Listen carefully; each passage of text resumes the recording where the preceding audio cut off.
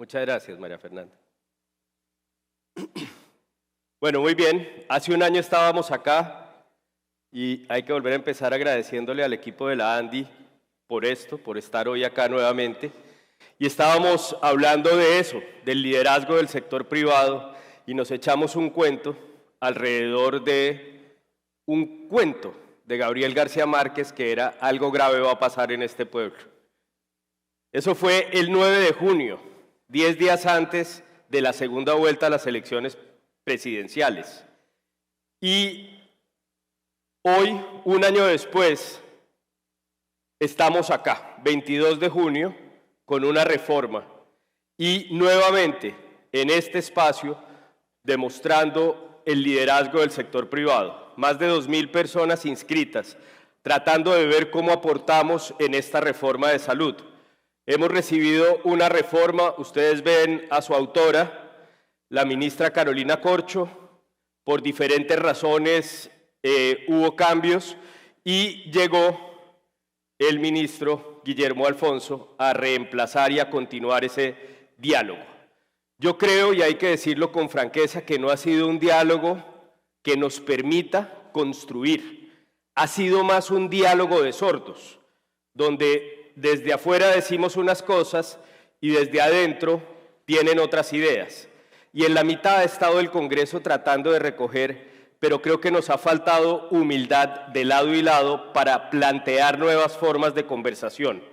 Y por eso, en este panel que vamos a hablar a continuación de esta conversación, va a estar el señor viceministro de Salud, Jaime Orrego Rodríguez, que está acá desde temprano, y a quien le doy las gracias por venir para plantear, Jaime, este nuevo diálogo, una nueva conversación que recoja lo que hemos hecho en compañía de los secretarios de salud. La reforma tiene un planteamiento que quisimos agrupar en 12 capítulos, pero si ustedes miran, y de alguna forma lo han dicho varios, la línea de arriba tiene más de la mitad de la reforma, es decir, el modelo de atención con 24 artículos, la organización del sistema con 27 artículos y la parte financiera con 21 artículos. Esos tres suman más del 50% de la reforma. Y hay otra serie de cosas no menores, pero es ahí donde está Colombia tratando de dar una discusión de qué modelo de salud quiere. Y si pudiéramos dedicarle estos minutos que nos quedan a decir algo distinto es ¿por qué no tratamos de empezar a reconocer primero que sí se requiere una reforma? Yo creo que aquí el debate no es entre no haya reforma y si haya reforma. Y la primera invitación es, oiga, yo creo que sí se requiere una reforma. La segunda es probablemente desconocer todo lo que ha hecho Colombia en los últimos 30 años, no es la forma de abrir esa conversación.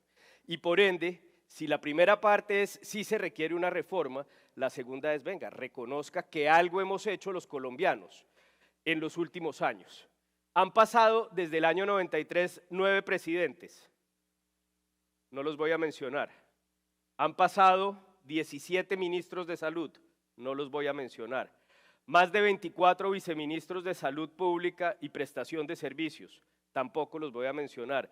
Varios ministros de protección social, y aquí está Diana, mi viceministra eterna, que la saludo. Entonces, esto lo hemos hecho entre todos, esto no es un embeleco de la derecha, de la izquierda, de nadie.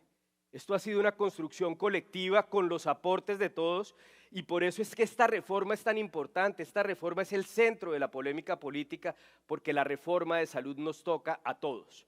Sin embargo, quiero mandar un tercer mensaje. Si el primero es abrir la conversación y abrirla distinta, el segundo es reconocer que algo hemos hecho bien en estos años, el tercer mensaje es el sector salud no es solamente una reforma. En la calle, en el día a día, hoy, mientras estamos acá, las EPS necesitan recursos, las IPS tienen una sobredemanda de servicios como contrapeso o contrarrespuesta al COVID. Eso está impactando la siniestralidad en un cálculo de algunos que hablan de 3 billones de pesos.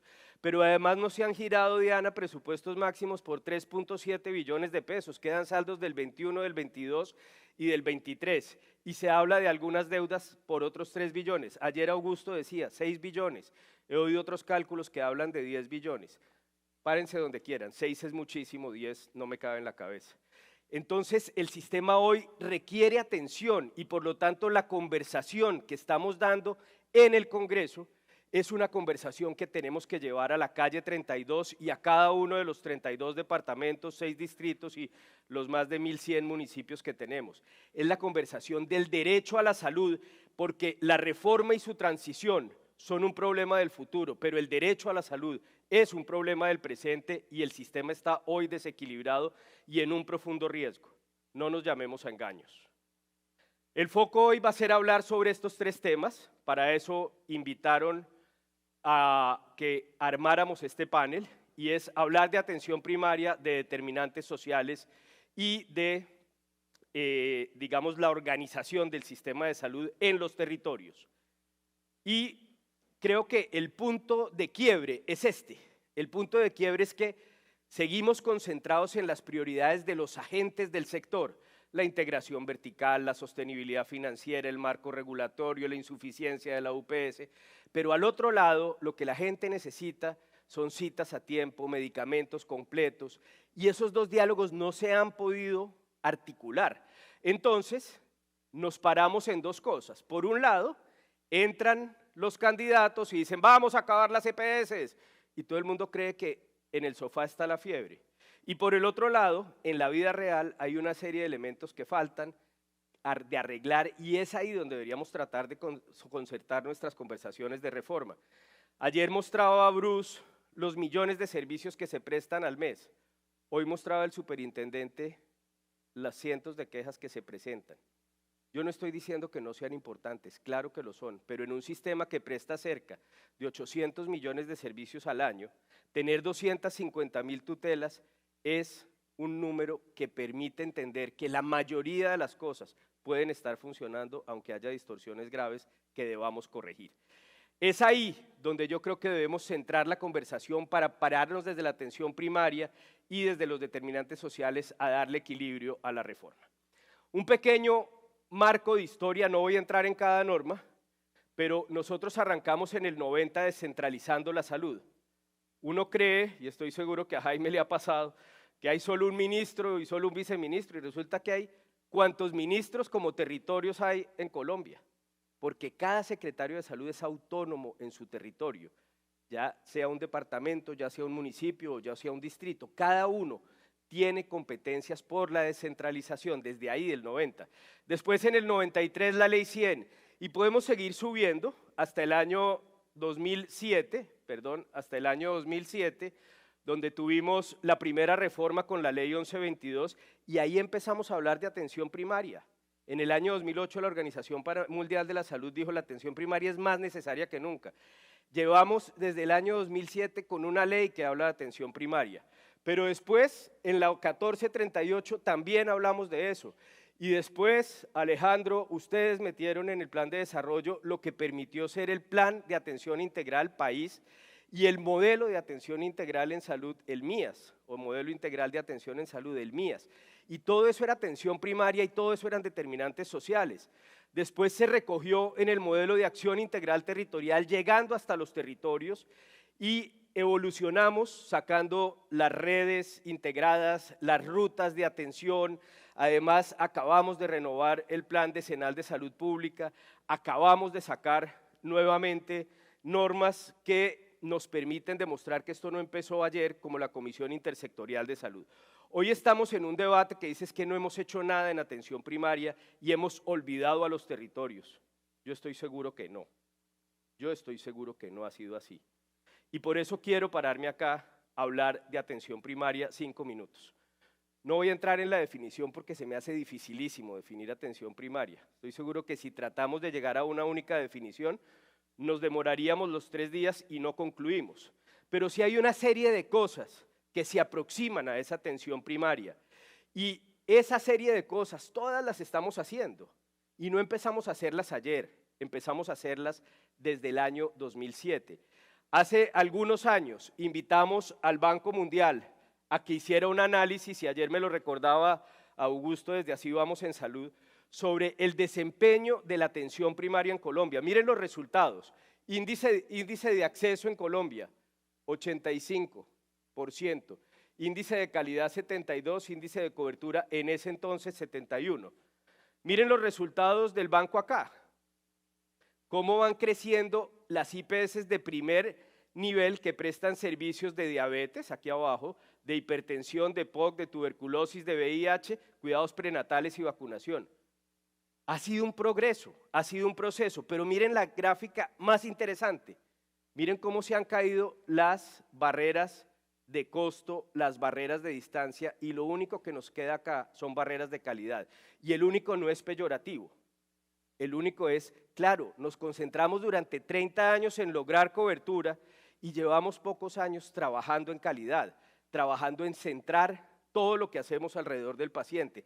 Esto no lo está diciendo ningún gobierno, esto lo dice una cosa que se llama el PHCPI, Primary Healthcare Performance Initiative, financiado por el Banco Mundial, la Fundación Bill y Melinda Gates, que entró a Colombia, a sus territorios, lo recorrió y nos entregó un informe y además nos entregó unas recomendaciones, recomendaciones que hoy podríamos desempolvar para hablar de atención primaria.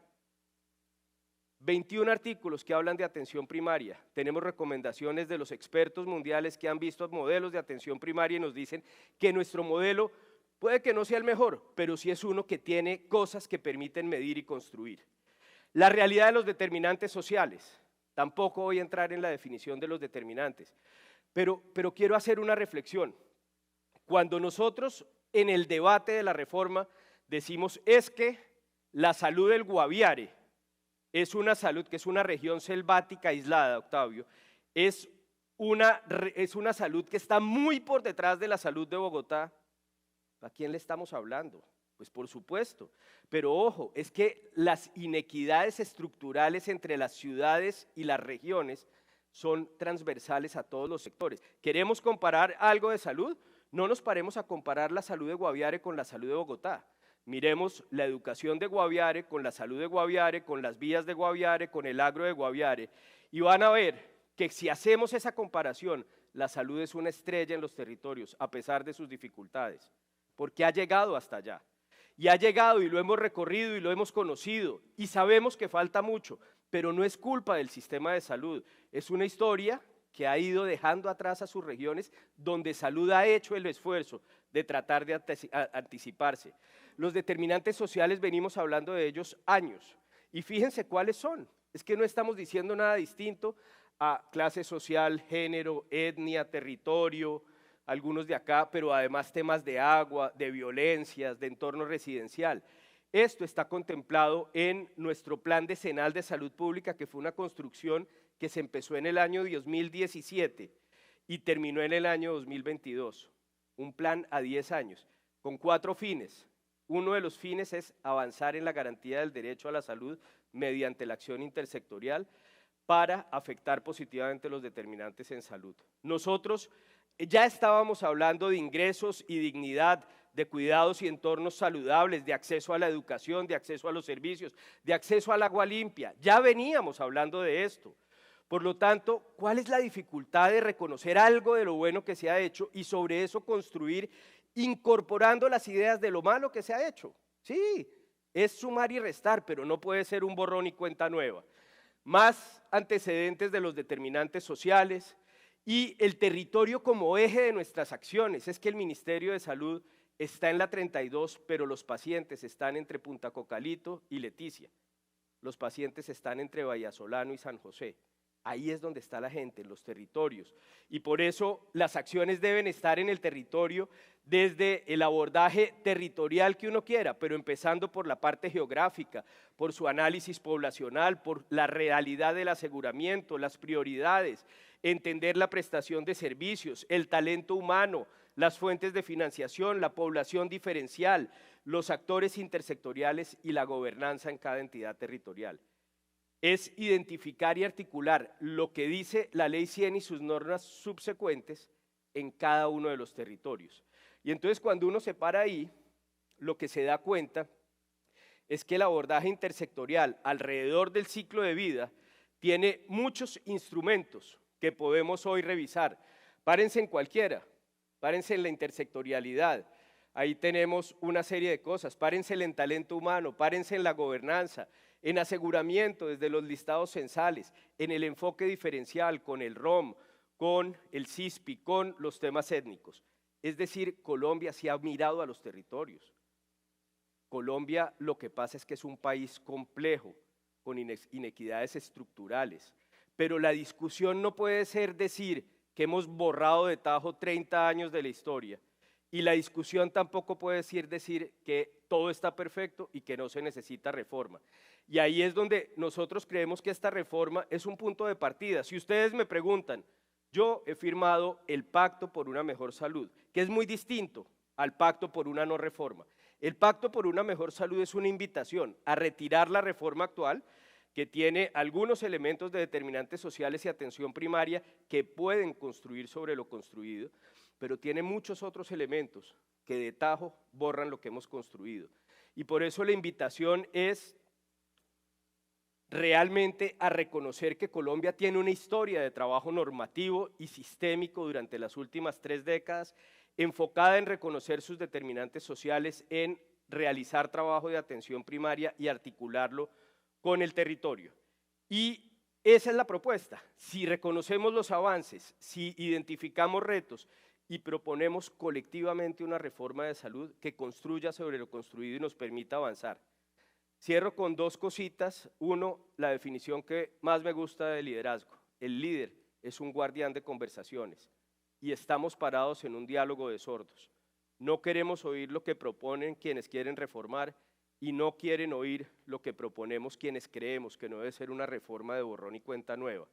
Entonces, la pregunta de fondo es, ¿cuáles conversaciones estamos teniendo y qué conversaciones queremos tener? Y creemos y estamos convencidos que es desde la conversación, no es desde la provocación, no es del desconocimiento, no es desde la pelea, es desde las conversaciones que logremos construir que vamos a poder avanzar. Para poder seguir construyendo conversaciones que creen salud para el desarrollo, se ha organizado este panel y genuinamente creo que estamos a tiempo. Lo decía esta mañana Mauricio, algo pasó, que una agenda legislativa supremamente ambiciosa tuvo que ser frenada y parqueada para la legislatura entrante en un marco electoral distinto. ¿No será este el momento de cambiar las conversaciones que estamos teniendo? Y vuelvo a reconocer al señor viceministro y su presencia acá. Con esto voy a parar para permitir que Mafe presente a los panelistas. Muchas gracias. Muchísimas gracias.